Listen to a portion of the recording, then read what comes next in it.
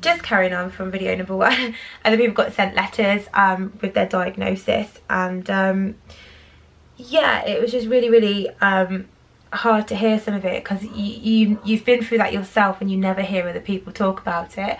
HRT worries, people are saying that they've got their IVF funded but they have to find their own donor eggs, which that's hard.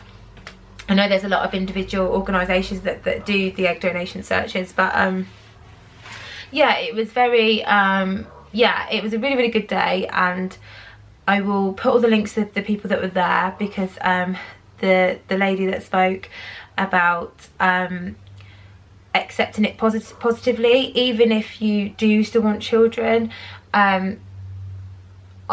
go read her stuff, because the way she spoke and her emotions and her mentality, outlook was just incredible. And I think it can benefit you at whatever stage you are in this diagnosis and whatever you want to do moving forwards. I think it was such a good contrast to have us together as well, and then we had a Q&A, just us two, and we gave our perspective on stuff. So a few people asked about support from your friends, how you get them to support you.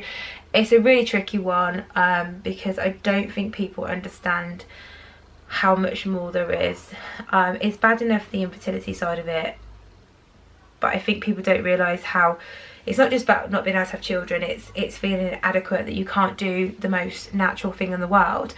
Then there's the other worries of the health benefits, health problems, sorry, and how to maintain it, and, you know, worrying about the future. I mean, someone asked me, in a way, was it easier knowing that I wouldn't have children from a young age? I said yes and no. I've been able to accept donor eggs, but every day of my life I felt like I had something on my shoulder that I had to address every single day. And I'm not saying there wasn't one day I didn't think about my condition and if I'd have children, and if I'd have a marriage or a family, or because I couldn't have children, and I thought of it every single day.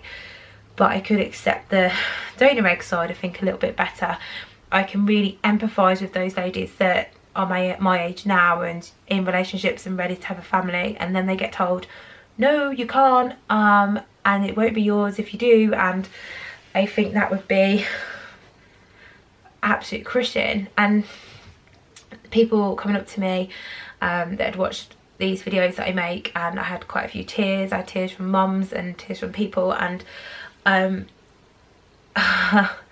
left. It was raining. It was like such a weirdo. I left after mine talk and Q&A because I had to go, and I was walking to the station in the rain just sobbing, and I rang Tom and I was just crying in a good way, not a bad way, but it's so,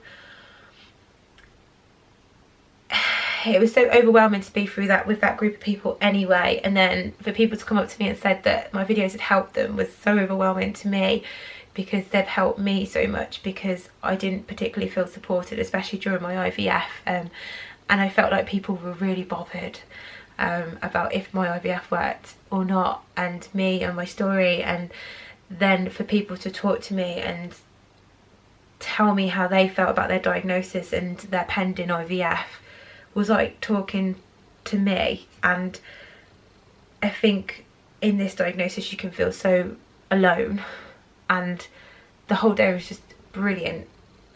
That it wasn't negative, it wasn't this will be bad, this will be bad. It was almost like, no, this is good, you know, don't let it define you. You can have a normal happy life. And apparently there was a play afterwards, and apparently that was amazing afterwards, but I had to go for that because it was a really long day of travelling, and I'm having, you know, a few tiredness issues and pains and stuff coming in my pregnancy, so I had to kind of go and like look after myself because it was a long journey. I will definitely be going back every year, even if I'm not speaking. I wish I would have gone years ago when I was really struggling. I think it would have helped me to realise that was only a section, like a tiny amount of people, because they done an AGM and broke down finances and things like that. And Day to Day is a membership to be a member, which is totally worth it because there's so much information you will get from the Daisy Network by being a member, and I really, really highly recommend it. And I think it's £20 a year, it's nothing.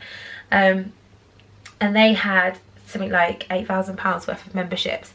Now that potentially, most of that £8,000 is going to be sufferers, and that's potentially mainly going to be the UK.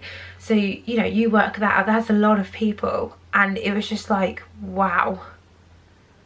It made me really, really passionate about the Daisy Network. Is all run by volunteers, like marketing backgrounds, finance backgrounds, social media backgrounds, you know, so many different people that are doing stuff. And it was good for me to see the impact of like what my videos have been doing and what some of the other speakers, I forgot names off the top of my head at the moment, so I apologise, but I'm popping them down in the description. But it was so good to see what people were doing and how it was helping people, and it's made me want to do more. So I've written down about 40 videos I want to make about the condition and everything. And if you've got any, you know, anything you want, let me know, because I really want to help everybody with this, because I feel like it's my calling. And I said this, it was crappy what happened to me, how young it was, but it's made me who I am. It's made me really empathetic, and it's made me passionate about helping other people, especially with something like this that affects you day to day in your mental health. Daisy Network, thank you so much for having me, and that day was absolutely fantastic, and I can't wait for the next one. And anything you need me to do, please let me know. Thank you, and thank you all for watching. Take care, bye.